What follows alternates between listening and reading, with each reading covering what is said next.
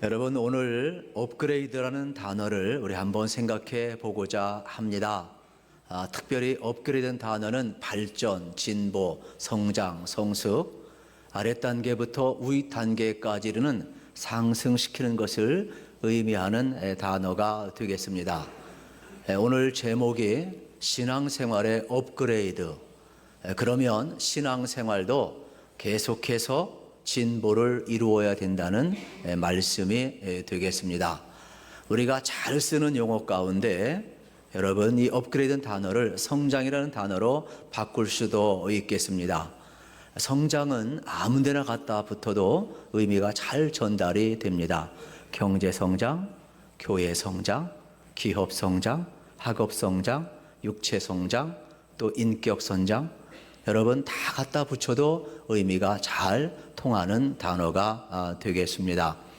그런데 이 성장의 반대는 뭐냐? 쇠퇴예요. 누구든지 여러분 쇠퇴하는 것을 원하는 사람은 없을 겁니다. 놀라운 사실은 생명이 있으면 다 성장을 한다는 사실이에요. 우리도 마찬가지예요. 예수를 믿는데 믿음의 길을 걸어가는 여러분들에게도 예수의 생명이 있으니까 자동적으로 성장하고 성숙하고 변화되고 여러분 우리 속에도 업그레이드되는 역사가 일어날 줄로 믿습니다. 만약에 신앙생활하면서 이것이 안 된다, 이거는 참 논문 연구감이에요. 여러분, 예수의 생명과 부딪혔는데 생명의 역사가 안 일어난다, 이거는 심각한 문제가 있는 거예요. 과연 내게 문제가 있는 건가? 예수에게 문제가 있는 건가? 과연 말씀의 능력이 없는 건가? 아니면 무엇이 문제인가? 우리는 짚고 넘어갈 필요가 있다라는 사실이에요. 그러나 생명 있는 그곳에는 반드시 양적 성장과 질적 성장이 있다는 것을 우리는 알아야 합니다. 양적 성장은 보이는 것이죠. 특별히 기업 성장 그러면 양적 성장이 되겠죠. 인격 성장 그러면 보이지 않는 내면을 의미하게 되겠습니다. 그런데 우리의 신앙 성장은 양적, 질적 같이 가야 됩니다. 에베소서 4장 13절 말씀 우리 함께 읽기를 원합니다. 같이 한번 읽겠습니다. 우리가 다 하나님의 아들을 믿는 것과 아는 일에 하나가 되어 온전한 사람을 이루어 그리스도의 장성한 분량이 충만한 데까지 이르리니. 아멘. 그리스도의 장성한 분량에 충만한 데까지 이르라고 그랬습니다. 무슨 일이에요? 하나님을 아는 일. 무슨 일이에요? 하나님을 믿는 일에 우리가 하나가 되어서 성장해야 한다는 겁니다. 성숙해야 한다는 것입니다. 신앙생활의 목표가 뭐냐? 예수님 닮아가는 거예요. 더 쉽게 이야기하면 변화와 여러분 우리의 삶의 성장이 목표가 되어야 된다는 사실이에요. 우리의 부족한 점은요, 하나님이 도와주십니다. 성령님이 도와주십니다. 그러므로 여러분 그리스도를 아는 일과 믿는 일에 하나가 되어서 성장하시고 성숙하시고 변화되시고, 신앙생활은요 우리의 삶과 우리의 인격과 분리돼서는 안 돼요. 신앙생활하는데 우리의 삶이 안 달라진다? 심각하죠? 우리의 인격이 예수님 안 닮아간다? 그거 심각하죠? 그러니까 신앙생활은 관념이나 추론이나 이론이 아니에요. 실질적으로 삶과 관련이 되어 있어요. 인격과 관련이 되어 있어요. 그래서 예수 믿기 전에는 우리가 좀 다른 삶을 살았어도 예수 믿은 이후에는 변화와 성장과 성숙이 당연히 나타나게 되어 있다는 사실입니다. 그러면 왜 우리가 신앙생활에서 성장을 해야 하느냐? 첫째는 유혹에 넘어가지 않기 위해서 그렇습니다. 어린아이들은요 유혹에 쉽게 넘어가요. 우리가 성장하지 아니하면 여러분 유혹에 쉽게 넘어갑니다. 또 성장해야 될 이유가 있는데 그것은 기쁨을 얻기 위해서 그렇습니다. 신앙생활은요 하나님을 아는 일과 믿는 일에 알아가면 알아갈수록 재밌어요. 원래요 학교에 가서요 모르면은요 딴짓해요. 모르면요 은혜 못 받아요. 원래요 실력이라는 것은요 아는 데서부터 시작이 되는 거예요. 그러면 여러분 우리가 아무것도 아닌 것 같지만 교회에 오셔서, 우리 교회는 참 이 세가족부 양육 시스템이 전 잘 됐다고 생각하는 사람 가운데 하나예요. 오셔서 좀 힘드시래도 5주간 우리가 기초과정을 거쳐가면서 기본을 알 때 거기에 무슨 작은 불꽃이라도 있고 마음도 열리고 영혼도 열리고 예수님에 대한 신앙 고백이 뭔가 일어나야 그 다음부터 설교도 들리고 만남도 이루어지고 배움도 깊어지고 그러는 것이지, 어떠한 불꽃조차도 없는데 영혼도 열리고 마음도 안 열렸는데 참 어려운 겁니다. 그래서 저는 우리 여러분 특별히 성장을 통해서 작은 것이지만은 저는 기쁨을 여러분이 회복했으면 좋겠어요. 세 번째로요, 성장을 해야만이 헌신 봉사할 수 있어요. 아무나 봉사하는 거 아니에요. 성장 안 됐는데 어떻게 봉사하고 희생합니까? 그러니까 봉사하고 희생하는 사람들 대단한 사람들이에요. 네 번째로요, 성장해야 되는 이유는 위기를 만났을 때 극복할 힘이 있기 때문에 그렇습니다. 그래서 성경은 우리 신앙의 성장을 육체의 성장과 이렇게 비유합니다. 어린아이적 신앙은 자기의 필요한 말만 듣기를 원해요. 그러나 청년의 신앙은 여러분 단단한 음식도 먹게 되고 또 더 나아가서 십자가도 질 줄을 알고, 그래서 우리가 신앙생활을 할 때 여러분 편식을 하지 아니하고 균형 잡힌 신앙생활을 할 수가 있다라는 사실입니다. 한창 자라날 때 영적으로도 강해지고 유혹에도 이길 수가 있습니다. 또 장년은 장성한 자이죠. 믿음과 인격이 성숙해서 주님 닮아가고 헌신된 모습으로 나타나는 겁니다. 그런데 그 이후에는 그리스도의 여러분 완전한 그리스도의 장성한 분량에 이르기까지 나아가라고 주님 말씀하고 있습니다. 영적 성장, 이건 이론이 아니지요. 실질적인 생활 속에서 이루어집니다. 그래서 저는 목회 항상 균형 잡기 위해서 애를 쓰는데, 우리의 신앙의 기초 가운데 여러분 반드시 말씀의 기초를 세워가야 된다는 사실이에요. 저는 여러분들이 날마다 음식을 먹듯이 하나님의 말씀 영의 양식 먹기를 주의 이름으로 축원합니다. 그리고 또 하나는 여러분 기도의 기둥을 세워가야 돼요. 예수 믿는 사람은 무슨 일이 있든 무조건 기도해야 돼요. 좋은 일이든 어려운 일이든 어떤 시련이 오든 여러분 기도하시면 하나님이 개입하시고 하나님께서 크신 역사를 나타내실 줄로 믿습니다. 우리가 말씀의 기둥과 기도의 기둥만 세워서는 안 돼요. 우리가 전도하고 봉사해서 운동도 해야 돼요. 우리가 영적으로 우리가 풍요로운 것도 중요하지만은 전도하고 봉사해서 하나님의 나라를 이뤄가는 영적인 운동도 균형을 잡아야 돼요. 그뿐만 아니죠. 우리가 모여서 예배를 해야 합니다. 그래서 하나님께 영광 돌리고 예배를 통해 주시는 그 은혜가 교회의 핵심 사역 가운데 하나가 되겠습니다. 그리고 우리는 이 땅을 살아가면서 친교도 잘해야 합니다. 여러분 교회에 오셔서 서로 인사하고 우리 미소 짓고 인사하고 대화하고 칭찬하고 아무것도 아닌 것 같지만 서로 함께 차 한잔 나누시고, 다음 주에는 인사할 건데 제가 다른 교회 가가지고 하나 목사님한테 배워왔어요. 요즘 인사 제일 인기 있는 인사가 뭐냐 그랬더니 옆 사람한테 이렇게 인사하는 거래요. 내가 밥 한 끼 사겠습니다. 우리 옆 사람한테 한번 인사하고 축복합시다. 내가 밥 한 끼 사겠습니다. 요즘 제일 인기 있는 거래요. 제가 그거 처음에 하려다가 너무 서론에 안 맞아서 안 했습니다만은 교회 안에서도 이렇게 서로 친교하고 이 교제 나누는 게 얼마나 중요한지 몰라요. 그래서 성찬도 하나님과의 깊은 교제가 이루어지고 또 우리가 이웃 사랑 이렇게 이루어지는 것처럼 성도 안에서도 균형 잡힌 신앙이 필요하다. 이러한 말씀이 되겠습니다. 이러한 말씀을 기초로 해서 오늘 본문은 우리 신앙생활의 업그레이드를 주님 앞에서 개인과 가정이 결단이 필요하다고 이야기합니다. 우리 신앙생활에 여러분 한 단계 상승되는 관계는 결단이 필요한데, 우리가 느헤미야 8장을 계속 살펴봤잖아요. 외적으로는 52일간 성벽을 재건했잖아요. 그리고 내적으로 신앙 재건하기 위해서 애를 쓰고 있잖아요. 그러면서 8장 앞부분 3절부터 쭉 에스라가 하나님의 말씀 율법책 두루마리 읽어 나갈 때 백성들의 반응이 보이잖아요. 그들은 말씀 앞에 결단합니다. 그들은 손을 들고 아멘합니다. 땅에 엎드려 경배합니다. 그들은 말씀을 들고 웁니다. 그들은 회개하기를 시작을 합니다.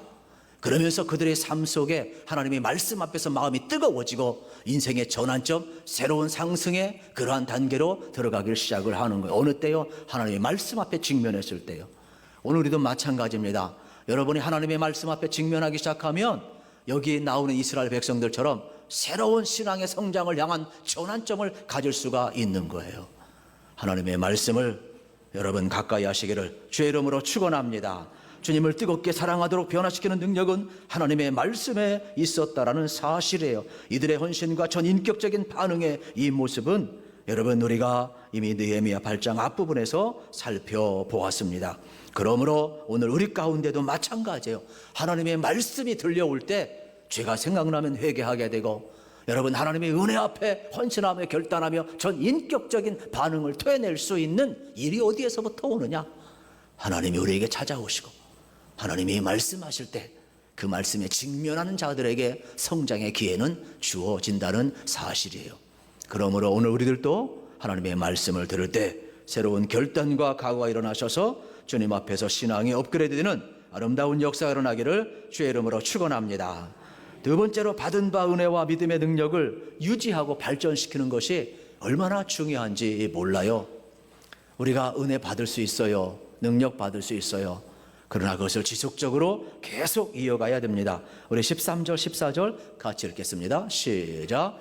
그 이튿날 물 백성의 족장들과 제상들과 레위 사람들이 율법의 말씀을 밝히 알고자 하여 학사 에스라에게 모여서 율법에 기록된 바를 본즉 여호와께서 모세를 통하여 명령하시기를 이스라엘 자손은 일곱째 달 절기에 초막에서 거할지니라 하였고. 아멘. 백성이 흩어졌어요. 그런데 제사장, 레위인, 여러분 더 나아가서 족장들은 늦은 시간까지 학사 에스라에게 몰려들었어요. 그리고 면밀히 읽었던 그 말씀 다시 한번 에스라를 통하여 보충 설명을 들었어요. 거기에서 그들은 아하, 하나님께서 모세를 통해 명령하셨던 말씀이 얼마나 귀한지 그들은 다시금 발견하고 초막절에 대해서 우리 백성들과 함께 지켜야 되겠다는 놀라운 결단을 그들은 다시금 하게 되는 것입니다. 그래서 17절 18절에 보면 사로잡혔다가 돌아온 회중이 다시금 다 초막을 짓는데 어떻게 하느냐? 여러분 그들이 그 안에 거하면서 눈의 아들 여호사 때부터 그날까지 이스라엘 자손 이같이 행한 일이 없었으므로 이에 크게 기뻐하며 에스라는 첫날부터 끝날까지 날마다 하나님의 율법책을 낭독하였고 우리가 이래 동안 절기를 지키고 여덟째 날에 규례를 따라 성회를 열었다라고 말씀을 하고 있는 것입니다. 초막절은요, 이스라엘 백성들이 주수가 끝나고 그들이 광야에 나가서 초막을 짓고 거하면서 절기를 지켰어요. 왜 지켰느냐? 애굽에서 430년 동안 살을 때 하나님의 은혜로 그들의 출애굽을 경험했어요. 광야 40년을 지내면서 그들은 하나님의 보호하심과 인도하심을 경험을 했어요. 그래서 그 하나님의 은혜를 기억하며 살고자 절기를 지켰다라는 사실입니다. 그런데 그들은 은혜를 망각하고 농사를 짓고 수확을 얻었을 때 하나님 앞에 감사해야 하는데 그들은 그렇게 하지 못했어요. 그래서 결국 그들은 절기를 지키지 못하고 자신들이 잘나서 복받은 줄 알았다가 하나님 앞에 징계를 받고 고난의 세월을 보내게 됩니다. 그러면서 지금까지 이러한 성경을 통해서 역사를 통해서 발견하고 나서 그들이 결단을 하며 이제 하나님이 명하신 초막절을 지키자, 이러한 말씀이 되겠습니다. 그러면 여호수아 당시 여러분 지금까지 이스라엘 백성이 초막절을 지킨 일이 없다는 말은 숫자적으로 한 번도 없었냐? 그 말이 아니에요. 형식은 있었지만 진심으로 하나님 앞에 감사하고 구속의 은총과 보호하심과 인도하심에 대해서 하나님의 주권을 인정하며 감사하지 못했던 것을 회개하고 이제 원래 모세가 받고 여호수아가 이어받으면서 가나안 땅에 들어가서 첫 번째 절기를 지켰을 때 얼마나 감격스러웠겠어요. 하나님의 은혜다. 하나님이 복을 주셨다. 하나님께 영광을 돌렸어요. 겸손했어요. 그런데 세월이 흘러가면서 아예 농사를 짓는데 뭐 하나님의 은혜야. 그냥 우연히 됐지. 내가 노력해서 됐지. 내가 수고해서 됐지. 그러다 보니까 점점 하나님과 멀어지고 예배가 멀어지고 절기가 멀어지고 개인이 무너지고 공동체가 무너지고 결국은 그들은 바벨론 포로 70년을 지내고 또 한참 후에 돌아와서 성벽을 재건하고 오늘이 있기까지 수많은 이 아픔을 역사와 성경을 통해서 발견하고, 우리가 하나님의 은혜를 너무 잊고 살았구나. 그래서 다시금 초심으로 돌아가는, 하나님의 말씀으로 돌아가는 그러한 결단이 지금 일어나고 있다. 이러한 말씀이 되겠습니다. 종교개혁도 마찬가지죠. 잃어버렸던 성경, 잃어버렸던 믿음, 복음의 진리를 회복하는 운동 아니겠습니까? 하나님의 말씀을 떠나면 개인도 교회도 변질될 수밖에 없어요. 신앙에 여러분 성장을 원한다면 다시 한번 말씀으로 돌아가야 돼요. 기본으로 돌아가야 돼요. 참된 성장은, 여러분 교회 거룩함의 복원은 무엇보다도 하나님의 말씀으로 돌아갈 때 이루어진다는 사실이에요. 그래서 오늘 개인과 여러분 유다민족 공동체의 복원은 하나님의 말씀 앞에서 그들이 다시금 신앙의 회복을 통해서 이루어가고 있다는 사실이에요. 그렇다면 오늘 우리도 마찬가지입니다. 이들이 이 말씀을 듣고 지난 시간 배운 것처럼 얼마나 감격스러웠으면 울고 하나님의 말씀 앞에 여러분들이 두 손 들고 아멘하며 굴복하고 경배하고 있을까?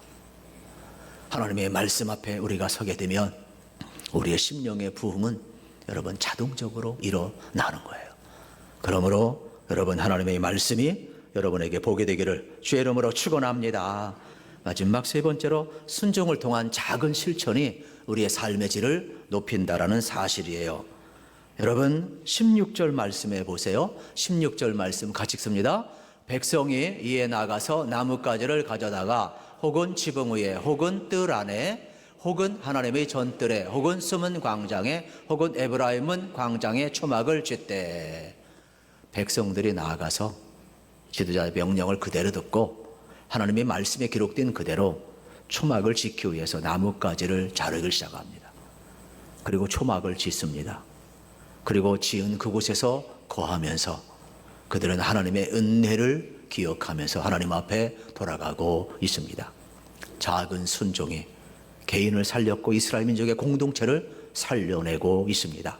이때에 놀라운 축복이 주어졌는데 그게 뭐냐? 지금까지 슬픔 속에 살았던, 애통함 속에 살았던 이스라엘 민족 공동체에게 하나님이 큰 기쁨을 주셨다 그랬어요. 여러분, 이스라엘 민족은 지금까지 나라의 이런 서름 속에서 살아왔어요. 와서도 성벽 재건을 하면서도 얼마나 힘든 일정을 보냈는지 몰라요. 지금 지쳐 있어요. 그런데 그들이 말씀을 읽고 성경 말씀대로 초막 짓는 일 하나부터 시작을 하고 하나님의 은혜를 회복하고 하나님 말씀에 하나하나 작은 것부터 순종하였을 때 성경은 뭐라고 이야기하느냐? 큰 기쁨을 주셨다. 이것이 바로 17절에 나와 있어요. 오늘 우리도 마찬가지입니다. 여러분, 우리가 하나님의 말씀 앞에 순종하기 시작하면 그 말씀은 우리를 살리고 우리에게 하늘의 큰 기쁨을 줄 줄로 믿습니다. 그러면 작은 것부터 순종하는 게 좋아요. 여러분, 우리가 성경을 읽읍시다 그러면 하나님의 말씀 한 말씀 한 말씀 읽는 게 참 좋아요. 하루를 시작할 때 저는 새벽 기도를 출발로 꼭 삼지만 불가능하신 분들은 일어나자마자 기도로부터 시작하세요. 여러분, 한 5분 성경 읽는 거 시작해 보세요. 힘드셔도요, 생각만 해도 달라질 거예요. 한번 실천해 보세요. 달라질 줄로 믿습니다. 너무 신앙에 위대한 분들 부러워하지 마세요. 여러분, 성경 속에 나오는 너무 위대한 믿음의 사람 부러워하지 마세요. 그들의 비범함은 평범해서 시작돼서 하나님 부르실 때 응답했어요. 하나님 가라 하면 갔어요. 하나님 멈추라 하면 멈췄어요. 작은 실천, 작은 순종에서부터 그 평범함이 쌓여서 비범함이 된 거예요. 오늘 우리의 개인의 경건은요, 너무 가볍게 여기서는 안 돼요. 우리가 한번 예배 드리는 것, 한번 기도하는 것, 한번 큐티하는 것, 여러분 하나님의 말씀을 읽는 것, 또 말씀을 써가는 것, 이 작은 것을 귀하게 여기서 평범함이 모여서 일상이 모여서 비범함이 되는 것이지 비범함이 탁 오는 게 아니에요. 그러므로 오늘 우리 가운데에도 하나님의 말씀 작은 것 하나부터 실천하시면 여러분의 삶에 여러분 하나님이 큰 기쁨으로 여러분 은혜를 주실 줄로 믿습니다. 그렇다면 우리는 하나님 주신 은혜를 받을 준비를 해야 돼. 순종의 그릇을 준비를 해야 하는 거예요. 저는 이 말씀을 준비하면서 한 4가지 결단을 해봤어요. 이전보다 어떻게 살아야 되나. 첫째는 하나님 말씀을 따라 이전보다 다르게 살겠습니다. 제가 결단을 해봤어요. 둘째는 하나님 기뻐하지 않는 일에는 아니오라고 말하겠습니다. 결단을 했어요. 세 번째는 겸손한 마음으로 항상 하나님께 영광을 돌리겠습니다. 그랬습니다. 네 번째는 좋은 습관을 길러서 한결같은 믿음으로 살겠습니다. 그랬어요. 저는 여러분들에게도 이러한 결단이 일어났으면 참 좋겠다, 그러한 감동을 받았어요. 작은 결단, 작은 순종이지만은 여러분 우리의 삶에는요, 오늘 느헤미야 8장 17절 같이 한번 읽읍시다.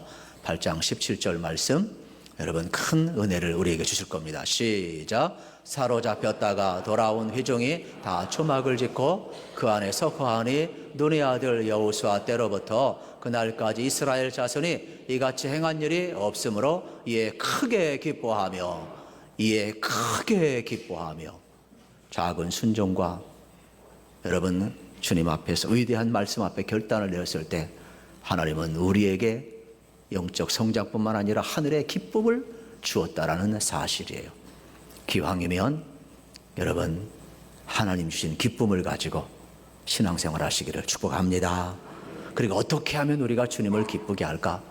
이 모습 이대로 주님 앞에 나온 건 좋지만 우리 삶을 마감하는 그날 하나님 앞에 섰을 때 부끄럽지는 않아야지요. 나를 통해서 하나님은 무슨 계획을 갖고 계실까? 내가 어떻게 내 시간, 내 물질, 내 은사, 내게 있는 직업, 내게 있는 이 삶의 자리에 하나님 앞에 어떻게 하면 영광이 들릴까? 여러분 홀트 아동복지 아시죠? 미국에서요, 이 홀트 아동복지, 그분은 이제 목재업을 해서 돈을 많이 벌었어요. 근데 평상시는 하나님이 안 보였는데 병상에 누워보니까 하나님이 보이기 시작했어요. 그래서 이대로 죽다가는 내가 하나님 앞에서 너무 부끄러운 것 같아요.